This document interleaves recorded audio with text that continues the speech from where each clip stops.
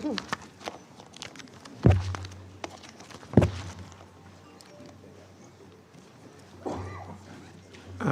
morning, everybody.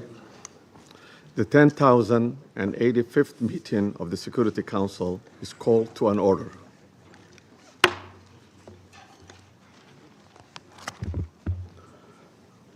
As this is the first formal meeting of the Security Council this year, I should like to extend my warm wishes on the new year to all members of the Security Council, the United Nations, and the Secretariat.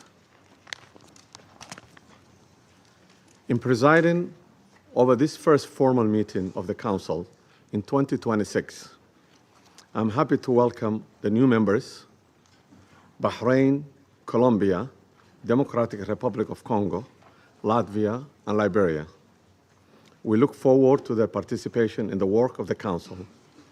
Their experience and wisdom will be invaluable assistance in the discharge of the Council's responsibility. I shall also take this opportunity to express the Council's gratitude to the outgoing members, namely Algeria, Guyana, Republic of Korea, Sierra Leone, and Slovenia, for their important contributions to the work of the Council during their terms. I shall also like to take this opportunity to pay tribute on behalf of the Council to His Excellency, Mr. Samuel Zobogar, a permanent representative of Slovenia, for his service as the President of the Council for the month of December. I'm sure I speak for all members of the Council in expressing deep appreciation to Ambassador Zobogar and his team for this great diplomatic skill with which they conducted the Council's business last month. The provisional agenda of this meeting is the threat to international peace and security.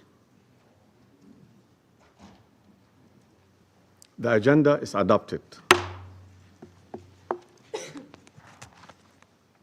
In accordance with Rule 37 of the Council's Provisional Rules of Procedure, I invite the representatives of Argentina, Brazil, Chile, Cuba, Eritrea, Islamic Republic of Iran, Mexico, Nicaragua, Paraguay, South Africa, Spain, Trinidad and Tobago, Uganda, and the Bolivarian Republic of Venezuela to participate in this meeting.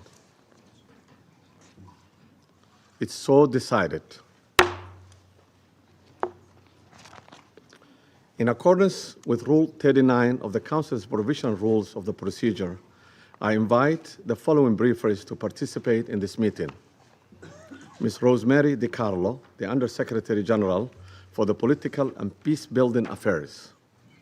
Mr. Jeffrey Sachs, President of UN Sustainable Development Solutions Network and Director of Center for Sustainable Development at Columbia University, and Ms. Mercedes de Freitas, Founder and Executive Director of Transparencia Venezuela.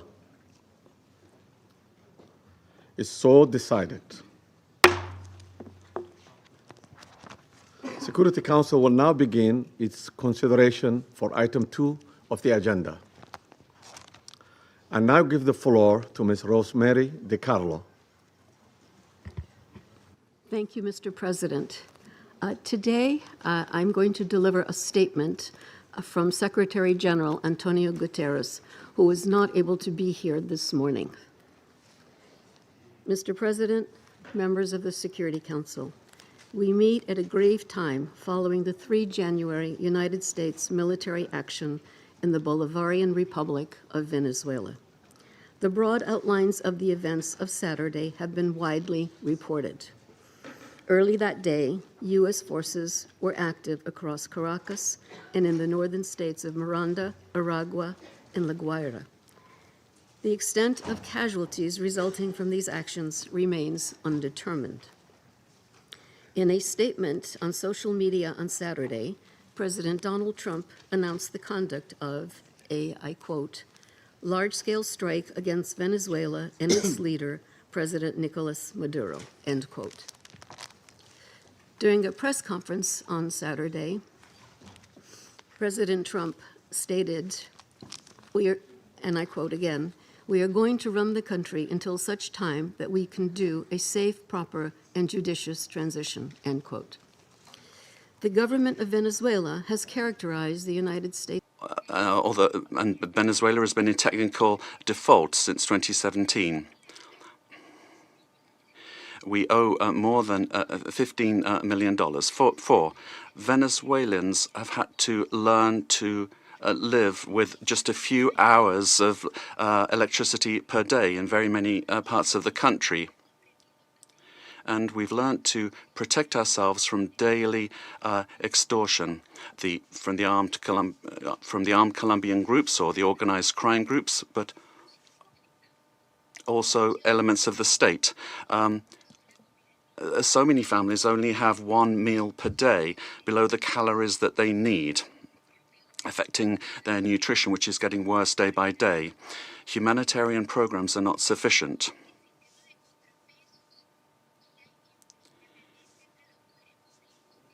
And then 5, there's no checks and balances between government departments. The government has captured all institutions, beginning with the justice institutions and also the oil company responsible for the majority of income for the country, in order to maintain control and the impunity of these illicit operations.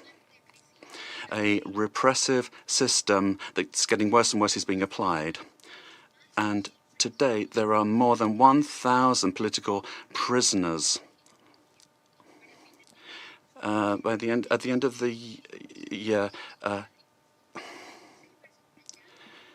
26 people died during torture or because of a lack of medical care. United Nations has documented many of these cases. We need a transparent state that is accountable, that will guarantee the rule of law and human rights, that will protect public goods for everyone without privilege, a system that's autonomous and independent. We need investment in building capacity that will enable us to have a dignified life. We must respect the will of the Venezuelan people to live in peace and democracy. And finally, a request to you: freedom for all political prisoners in the country. Thank you very much. I thank Ms. Freitas for her briefing. I now give the floor to those council members who wish to make statements. I give the floor to the representative of Colombia. Mr. President, Colombia would like to thank Somalia in your quality as President of the Security Council for having quickly responded to our request to convene this emergency meeting, as well as thanking China and Russia for their support for holding of this meeting. And we wish you, Mr. President, a successful month managing the work of the Council at a particularly delicate time for international peace and security.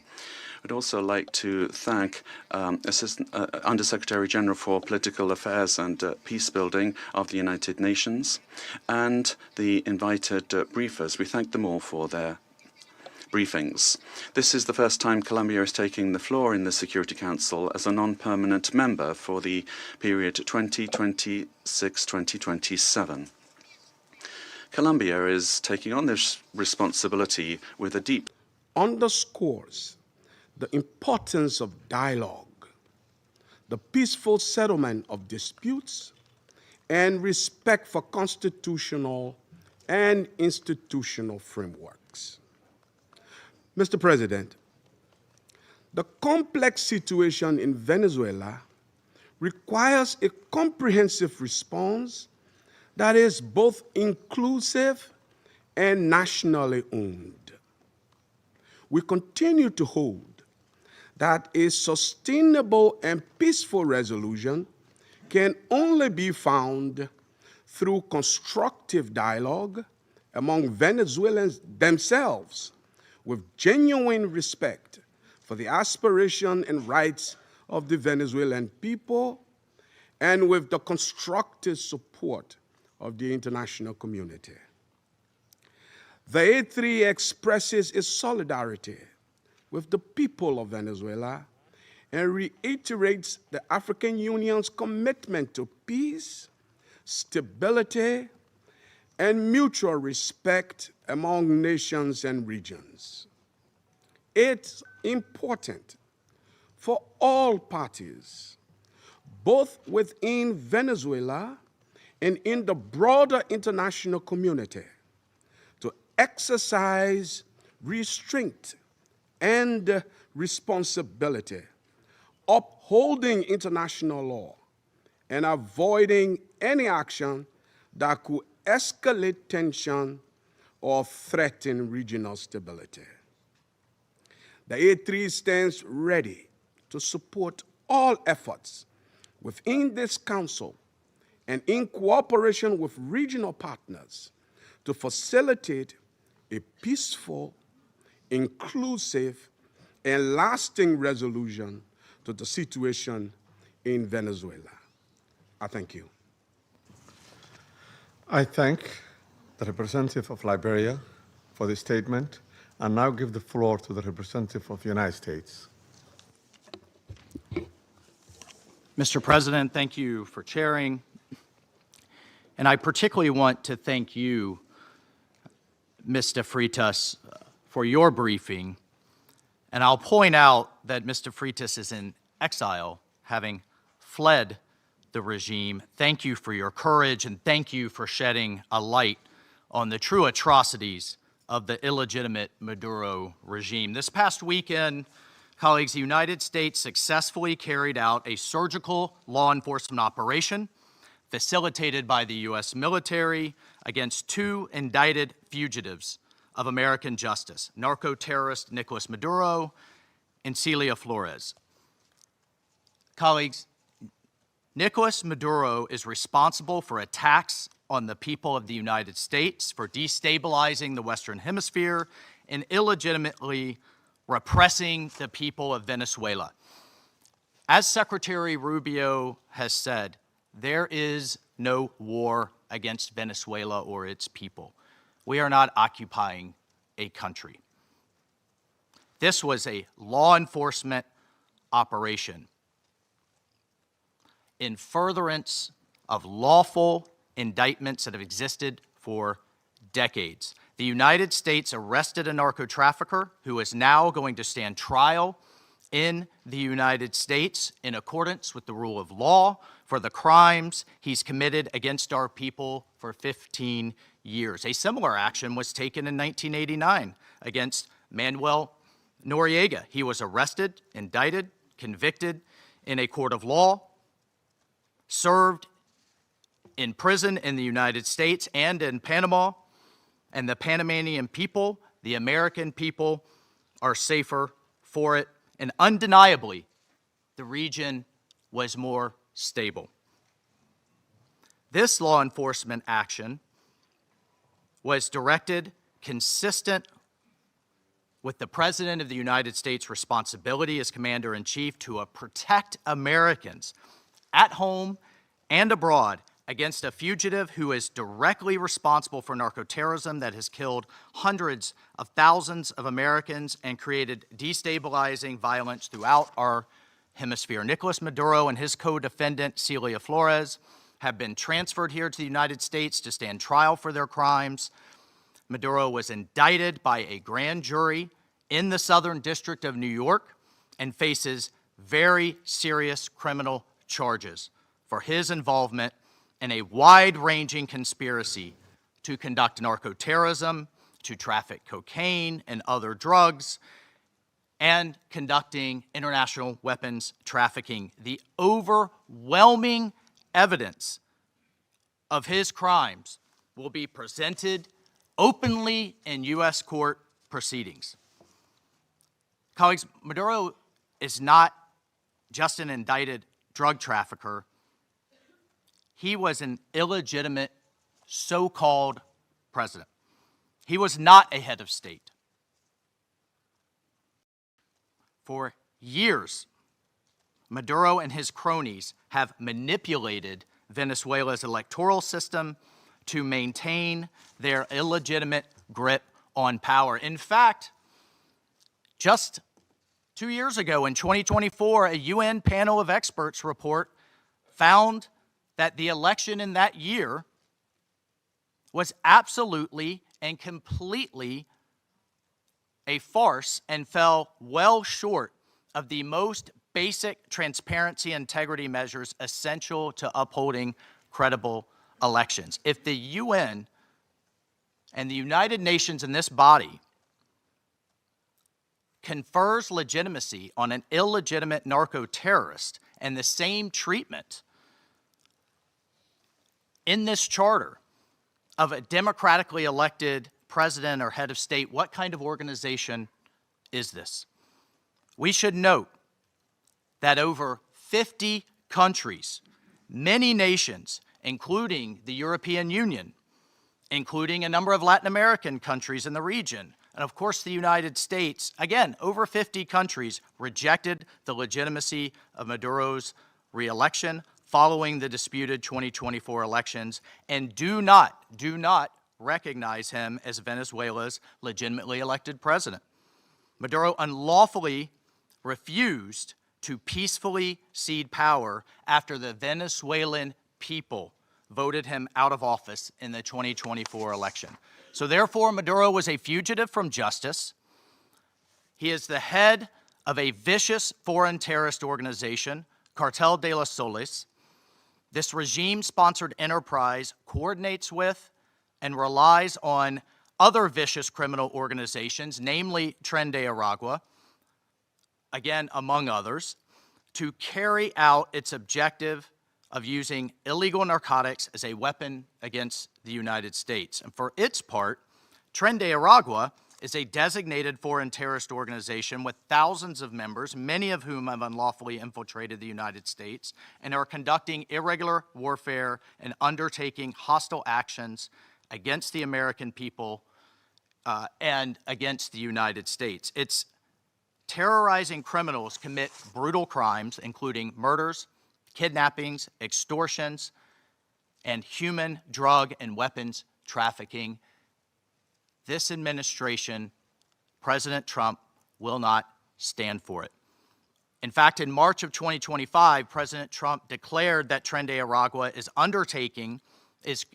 quote, Tren de Aragua is undertaking hostile actions and conducting irregular warfare against the territory of the United States, both directly and at the direction, clandestine or otherwise, of the Maduro regime in Venezuela. Maduro and his cronies have partnered with some of the most violent and prolific drug traffickers and narco-terrorists in the world for decades, facilitating the flood of illegal drugs coming in the United States, estimated to be several hundred tons annually. He has become rich, incredibly wealthy, off the misery of untold numbers of Americans, Venezuelans, and others, aiding and abetting international terrorist organizations like Hezbollah, coordinating with corrupt Iranian officials, and other malign actors to influence not only the region, but to malignly influence the United States. In fact, in its own 2025 World Drug Report, the United Nations Office on Drugs and Crime identified Venezuela as a key trafficking route in the Western Hemisphere for illegal drugs, predominantly cocaine, entering the United States and increasingly Europe. As Secretary Rubio stated just yesterday, this is the Western Hemisphere. This is where we live. And we're not going to allow the Western Hemisphere to be used as a base of operation for our nation's adversaries and competitors and rivals of the United States. You can't turn Venezuela into the operating hub for Iran, for Hezbollah, for gangs, for Cuban intelligence agents, and other malign actors that control that country. You cannot continue to have the largest energy reserves in the world under the control of adversaries of the United States, under the control of illegitimate leaders and not benefiting the people of Venezuela, and stolen by a handful of oligarchs inside of Venezuela. But it doesn't stop there. Numerous UN and international human rights organizations have issued reports documenting serious human rights abuses by the Maduro regime, including reports of extrajudicial killings, political prisoners, torture, and arbitrary and unlawful detentions. In fact, over 8 million Venezuelans have fled the country, destabilizing their neighbors in the region and creating the world's largest refugee crisis. Members of this council, colleagues, the United States wants a better future for Venezuela.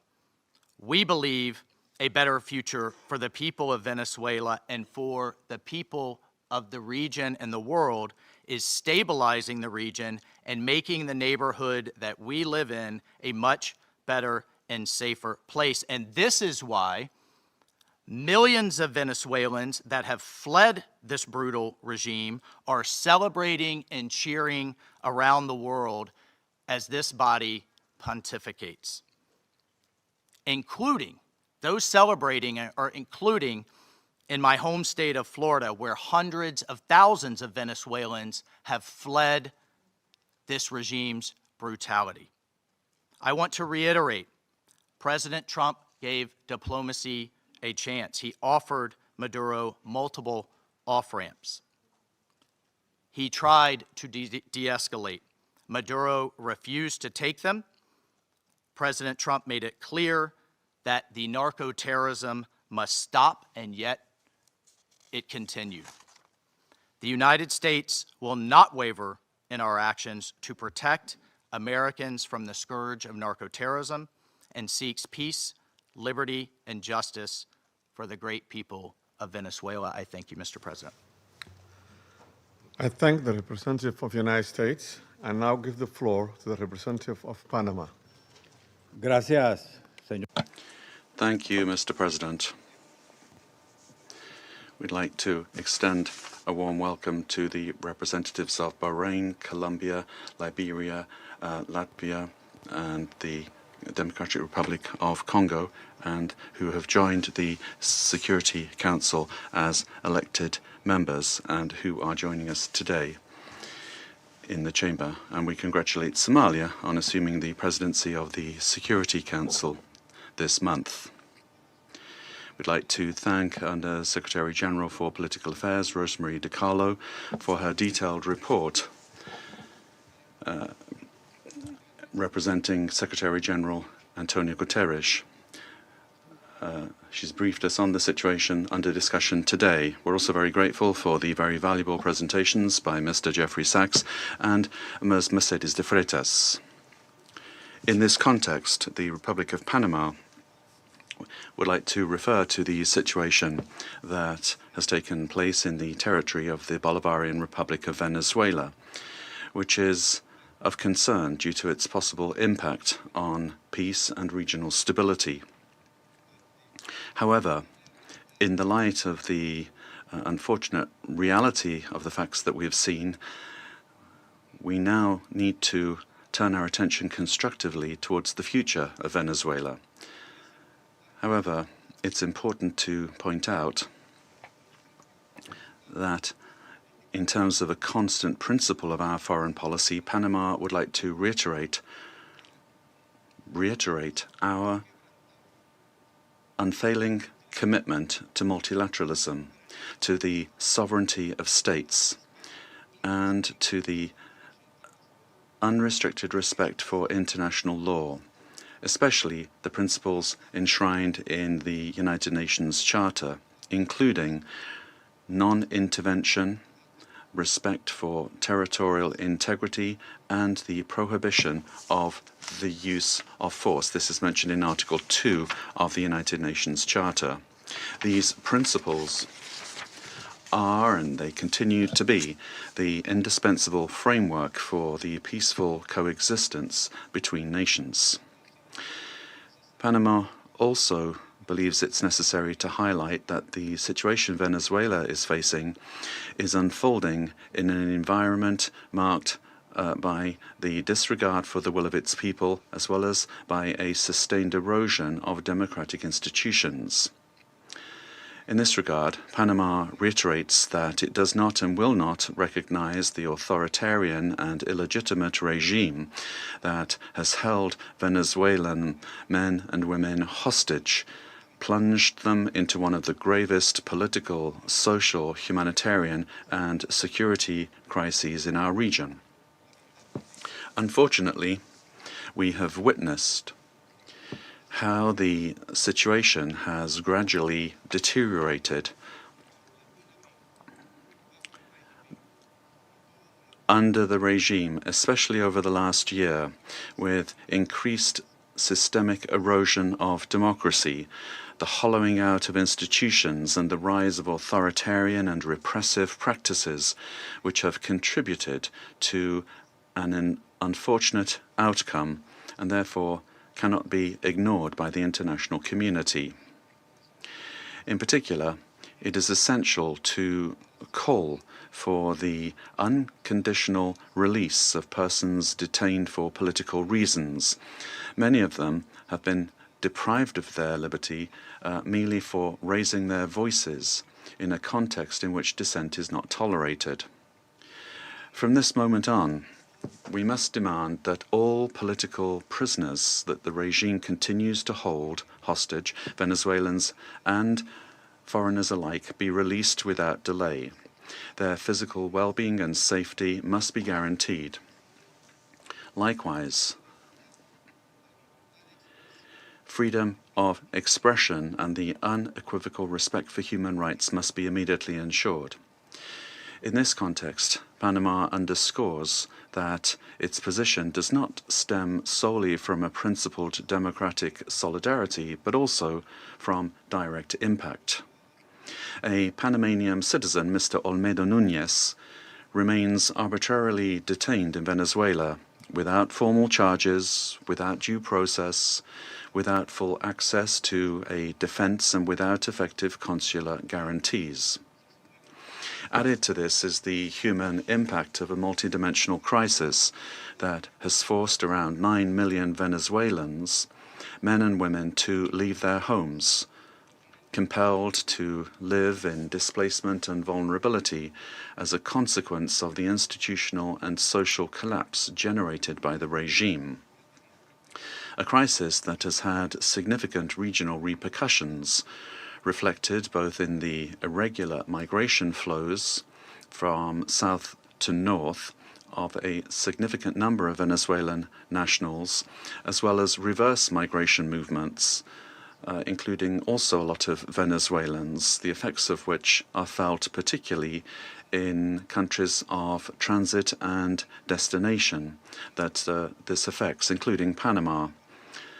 And this has decisively contributed to illegal migration. In the face of this reality, Panama issues a clear and firm call for Venezuela's short-term future to be fully democratic. Power emanates from the people, and as stated by His Excellency, the President of the Republic of Panama, José Raúl Molino, the people, the true sovereign, have already spoken at the polls, granting an indisputable victory with 70% of the votes on July 28, 2024, to the opposition candidate, Mr. Edmundo González Urrutia, as well as to Maria Corina Machado, who was prevented by the regime from running despite having won the primary with 93% of the votes on October 22, 2023. Additionally, the popularity of both has increased in recent months, including among police and military sectors. The elected government has the teams and work programs ready to be implemented immediately, guaranteeing an orderly transition that provides the rule of law, respect for human rights, and confidence.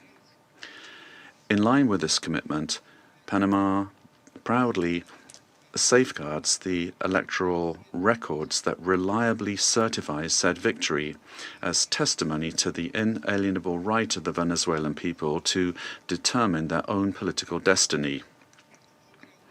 Recognizing any authority other than that of the elected president would amount to legitimizing electoral fraud, normalizing authoritarianism and undermining the universal principle of free elections as the source of legitimacy. Likewise, any attempt to establish a permanent government headed by figures from the repressive apparatus, such as Delcy Rodriguez, would constitute continuity of the system and not a genuine transition. Any political solution must be peaceful, it must be democratic, and led by the Venezuelans, with the responsible assistance of the international community, including the United Nations and regional mechanisms such as the Organization of American States. Panama does not wish and would like to avoid a scenario in which Venezuela's reality simply evolves into a change from one crisis to another, one crisis replacing another. There can be no genuine transition with Madurismo if it remains, or if we have the same power structures preserved under new names. Any arrangement that keeps figures associated with the repressive apparatus at the center of governance would, in practice, constitute continuity of the system and not a real transition. Comparative experience shows that merely nominal transitions tend to prolong conflicts, intensify migratory flows, and perpetuate regional instability to the detriment of international peace and security. Panama will always stand in solidarity with an orderly and democratic transition process, anchored in the popular will already expressed at the polls on July 28, 2024, aimed at restoring democratic institutions through an interim period strictly limited in time, the sole purpose of which is to create the conditions necessary for the effective exercise of the Venezuelan people's right to self-determination. As a country that recovered its democracy and sovereignty, Panama can state clearly that there can be no peace without legitimacy, nor legitimacy without democracy, and that every democracy is ultimately based on respect for the popular will. Mr. President, Panama, due to our commitment to multilateralism and international law, in its capacity as member of the Security Council, will continue to contribute responsibly to collective efforts aimed at preserving peace, strengthening democracy, and supporting legitimate and sustainable solutions anchored in the sovereign will of peoples and respect for international law. Thank you very much. I thank the representative of Panama for the statement and now give the floor to the representative of Latvia. Thank you, Mr. President. At the outset, I would like to congratulate Somalia on assuming the presidency of the United Nations Security Council in January, and wish you all success. Latvia takes its seat on the Council with a profound sense of honor and responsibility for this role. And let me thank Under-Secretary General Rosemarie DiCarlo for today's briefing on behalf of the Secretary General, and I thank the invited briefers. The Security Council bears primary responsibility for the global efforts to uphold peace, security, and rule of law worldwide. Latvia recalls that under all circumstances, the principles of international law and the UN Charter must be upheld. All efforts now focus on ensuring de-escalation and stability in Venezuela based on inclusive dialogue and broad societal support. Latvia encourages all relevant actors to prioritize diplomatic efforts and work collectively towards a peaceful, democratic, and sustainable future for Venezuela. Latvia stands in solidarity with the people of Venezuela and their right to freedom and democracy, rights that were not respected by the Maduro regime during 2024 presidential elections and before, and which remain unmet to this day. The regime of Nicolas Maduro was rooted in mass repression, corruption, organized crime, including drug trafficking, and posed a grave threat to security of the region and the world. It has repeatedly violated the UN Charter and undermined international law, including through open support for Russia's aggression against Ukraine. The Maduro regime does not represent the will of the Venezuelan people and has relied on widespread, systematic repressions of human rights across the country to maintain power. 8 million Venezuelans have been forced to flee the country since 2014. Latvia also remains committed to working jointly together with partners to counter global transnational organized crime networks, including in Latin America and Caribbean. Such criminal activities place the lives of countless people at grave risk, particularly women and children. Addressing these challenges requires sustained cooperation in full respect of international law. Latvia continues to closely monitor the situation in Venezuela and stands prepared to continue working with its partners to support a peaceful, democratic, and just transition that reflects the aspirations of the Venezuelan people. And I thank you. I thank the representative of Latvia for her statement and now give the floor to the representative of Denmark. Thank you, Mr. President. And let me also thank Under-Secretary General Di Carlo for her briefing on behalf of the Secretary General. We also listened carefully to the briefing by Ms. de Freitas and Mr. Sachs. Mr. President, Denmark joins the Secretary General in expressing deep concern over the evolving situation in Venezuela. Since this Council met to discuss the situation 2 weeks ago, we have seen a drastic escalation, culminating in a large-scale military operation on January 3rd. At our last meeting, Denmark urged all actors to strictly adhere to international law and to de-escalate tensions and exercise the necessary restraint. Today, we echo the Secretary General in his concern regarding the worrying implications of this military action. Independent of the situation in Venezuela, these developments constitute a dangerous precedent. International law and the UN Charter, as a pillar of the international security architecture, must be respected by all states.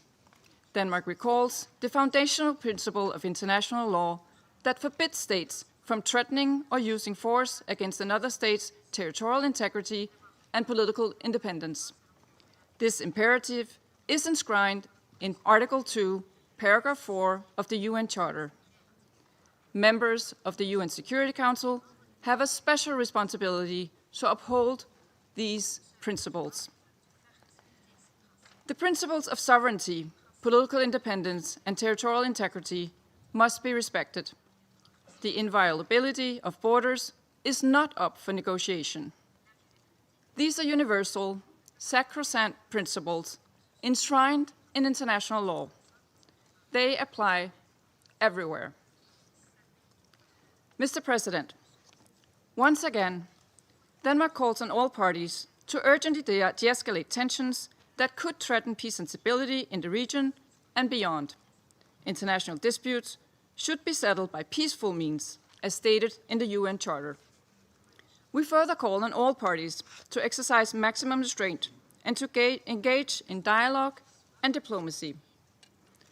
Denmark takes note of official statements from the United States government stating that the military operations are to combat drug trafficking and stem the illicit flow of illegal narcotics.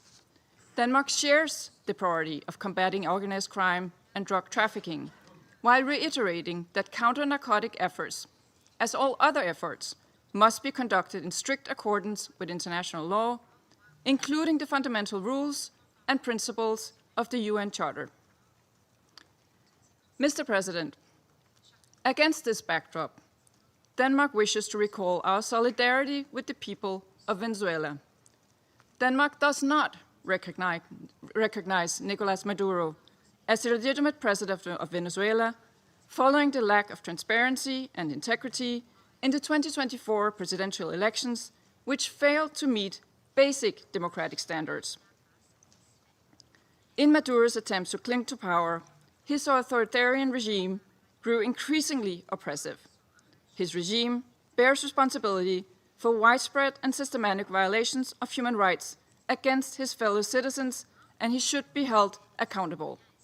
The victims of the Maduro regime's alleged crimes against humanity have to be heard. The Venezuelan people have a right to democracy and self-determination exercised through peaceful, inclusive, and credible democratic processes, free from fear of political persecution, intimidation, or repression, and external political interference. This includes the rights of Venezuelans alone to determine their political, economic, and social future without coercion, pressure, or manipulation by external actors. No state should seek to influence political outcomes in Venezuela through the use or threat of force or through other means inconsistent with international law. Venezuela's future can be decided only by the Venezuelans. We call on all parties and stakeholders to come together for a negotiated and peaceful transition to democratic rule in a process led by and owned by Venezuelans. At this critical and uncertain time, it is imperative that all parties fully respect human rights and international law. Denmark remains committed to supporting Venezuela and the aspirations of its people on its path to lasting political stability. I thank you. I thank the representative of Denmark for her statement and now give the floor to the representative of the United Kingdom. Thank you, President. I congratulate Somalia on the assumption of the presidency of the Council for the month of January. And I thank our briefers for their remarks. Colleagues, the Venezuelan people have suffered for years. This Council now meets at a pivotal moment for Venezuela's future. Maduro's actions created extreme levels of poverty, violent repression, and failing basic services. His regime's rule precipitated a displacement crisis affecting the whole region.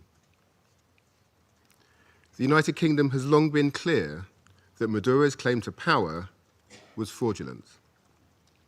To date, Venezuela's National Electoral Council has failed to publish the full results of the July 2024 presidential elections, and independent domestic and international reports also observed significant irregularities and a lack of transparency. President, the United Kingdom wants to see a safe and peaceful transition to a legitimate government that reflects the will of the Venezuelan people. They deserve a government which reflects their vote at the ballot box and delivers a more stable, prosperous future for all Venezuelans. Finally, President, the United Kingdom reaffirms its commitment to international law and the principles enshrined in the Charter of the United Nations. These foundations are essential for maintaining global peace, security, and the rule of law. I thank you. I thank the representative of the United Kingdom for his statement and now give the floor to the representative of France. Merci, Monsieur le Président. Thank you, Mr. President. First and foremost, I wish to congratulate you upon your presidency of the Security Council during the month of January. I also wish to thank Madam Rosemary DiCarlo for having conveyed to us the information from the Secretary General of the United Nations on the recent developments which have taken place in Venezuela. Mr. President, France has continued to stand in solidarity with the Venezuelan people as they face the crisis that has been plaguing them for far too many years. Specifically, and in particular, since the summer of 2024, on the 20th of July, 2024, the Venezuelan people exercised their right to vote peacefully in order to shape the future of their country. Their right to choose their leaders, nonetheless, has been stripped away from the people by Nicolas Maduro. Must we recall the facts? The electoral process has been was marred by numerous irregularities, and the final counting of votes was marred by a flagrant lack of transparency. In light of the democratic aspirations of the Venezuelan people, Nicolas Maduro has systematically responded with the repression of dissident voices, of members of the opposition, and of civil society, as well as with numerous arbitrary detentions. France has always expressed itself with clarity about the fact that these practices are unacceptable and that respect for human rights must be upheld. Mr. President, the military operation which has led to the capture of Nicolas Maduro runs counter to the principle of peaceful dispute resolution and runs counter to the principle of non-use of force. The proliferation of violations of the Charter of the United Nations and of violations of international law by states vested with responsibility as permanent members of the Security Council chips away at the very foundation of the international order. Contravening the principles of the Charter, including the principle of respect for independence and the territorial integrity of states, undermines the foundation of the United Nations and weakens international peace and security.